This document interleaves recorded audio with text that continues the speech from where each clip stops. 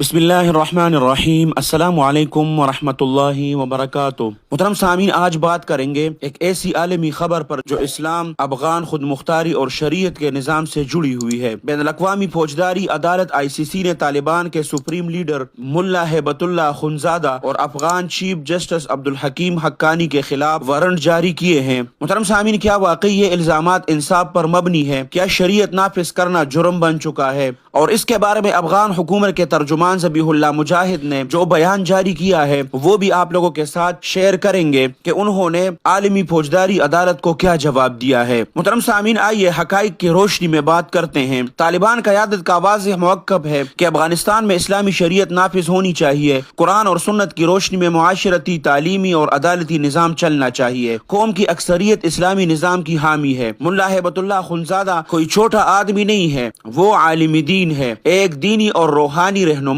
ہے جنہوں نے افغانستان میں فساد سے بچنے کے لیے امن اور اصلاح کی دعوت دی ہے۔ اسی طرح مولانا عبدالحکیم حقانی، جنہیں طالبان کا چیف جسٹس کہا جاتا ہے، ایک مشہور فقیہ اور مدرس ہے۔ ان کی عدالتی پالیسیاں قرآن اور سنت پر مبنی ہے، نہ کہ ذاتی دشمنی پر۔ محترم سامعین، عالمی فوجداری عدالت نے جو الزامات عائد کیے ہیں ان میں یہ باتیں شامل ہیں: خواتین پر تعلیم اور کام کی پابندی، شرعی حدود اور لباس کا نفاذ، عوامی شرکت میں خواتین کی محدود رسائی۔ لیکن سوال یہ ہے کہ کیا یہ سب قرآن اور سنت کی روشنی میں جائز نہیں؟ کیا ایک اسلامی ملک کو شریعت پر عمل کا حق نہیں؟ اسلامی تاریخ میں ہمیشہ مرد اور خواتین کے لیے الگ دائرہ کار موجود رہا ہے۔ حیا، پردہ اور مرد اور عورت کے اختلاط سے پرہیز۔ تعلیم کی اجازت ہے مگر شرعی دائرے میں۔ عورت کو معاشی ذمہ داری سے آزاد کر کے اس کی عزت کو محفوظ کرنا۔ طالبان اسی بنیاد پر ایک معاشرتی ماڈل پیش کر رہے ہیں جو مغربی فحاشی سے پاک ہے، گھر اور خاندان کے نظام کو محفوظ کرتا ہے اور اسلامی اقدار کا علمبردار ہے۔ محترم سامعین، ICC اور مغربی ادارے ان ممالک پر خاموش کیوں رہتے ہیں جہاں مسلم اقلیتوں پر ظلم ہو رہا ہے؟ فلسطین، کشمیر، چین اور مسلمانوں کے حقوق کی پامالی پر ICC خاموش کیوں ہے؟ افغانستان میں جب شرعی قانون نافذ ہوتا ہے تو یہ جرم بن جاتا ہے۔ یہ انصاف نہیں بلکہ نظریاتی جنگ ہے جہاں اسلام کے خلاف ایک متعصب بیانیہ پروان چڑھایا جا رہا ہے۔ کیا افغان عوام نے طالبان کو زبردستی قبول کیا؟ نہیں، لاکھوں لوگ طالبان کے نظم و ضبط، امن اور انصاف سے خوش ہیں۔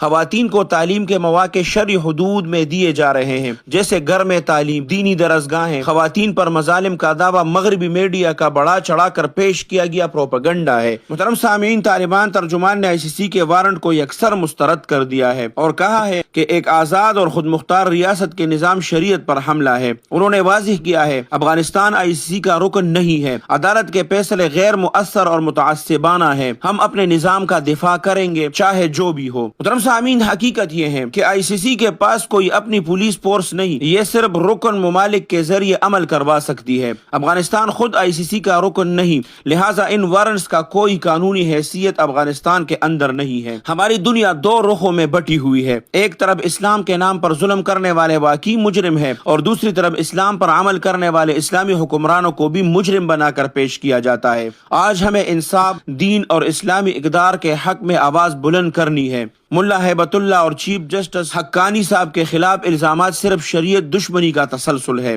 محترم سامعین، افغان حکومت کے ترجمان ملا ذبیح اللہ مجاہد نے بین الاقوامی فوجداری عدالت ICC کے فیصلے پر رد عمل جاری کیا ہے، جس کے تحت عدالت نے طالبان کے امیر ہیبت اللہ خنزادہ اور چیف جسٹس عبدالحکیم حقانی کے خلاف خواتین اور بچیوں پر ظلم اور ستم کے الزامات پر گرفتاری کے وارنٹ جاری کیے ہیں۔ یہ الزامات اگست 2021 میں طالبان کے اقتدار سنبھالنے کے بعد کے دور سے متعلق ہے۔ ذبیح اللہ مجاہد نے منگل کی رات میڈیا کو بھیجے گئے ایک آڈیو پیغام میں فرمایا کہ نام نہاد بین الاقوامی فوجداری عدالت کی ایسی اعلانات اور اقدامات اسلامی امارت کے پختہ عزم اور قانونی موقف کو متاثر نہیں کر سکتے۔ ہم بین الاقوامی فوجداری عدالت کے نام اور عنوان سے کسی ادارے کو تسلیم نہیں کرتے اور نہ ہی ہمیں اس کے بارے میں کوئی پرواہ ہے، جبکہ غزہ فلسطین میں نسل کشی جاری ہے، جہاں صہیونی اسرائیلی حکومت اور اس کے غیر ملکی حمایتی روزانہ سینکڑوں عورتوں اور بچوں کو بلا وجہ قتل کر رہے ہیں۔ ہیں، اور یہ سب کچھ نام نہاد بین الاقوامی فوجداری عدالت کی آنکھوں کے سامنے ہو رہا ہے۔ یہ افسوس اور شرم کا مقام ہے کہ یہی عدالت انسانی حقوق اور انصاف کے نعرے لگا رہی ہے۔ اسلامی امارت افغانستان کی قیادت نے اسلامی شریعت کے مقدس قوانین کے تحت ملک میں انصاف کا ایک غیر متزلزل نظام قائم کیا ہے۔ اسلامی شریعت پر ظلم، ناانصافی یا غیر انسانی سلوک کا الزام لگانا اور ان قوانین کو نافذ کرنے والوں کے خلاف وارنٹ جاری کرنا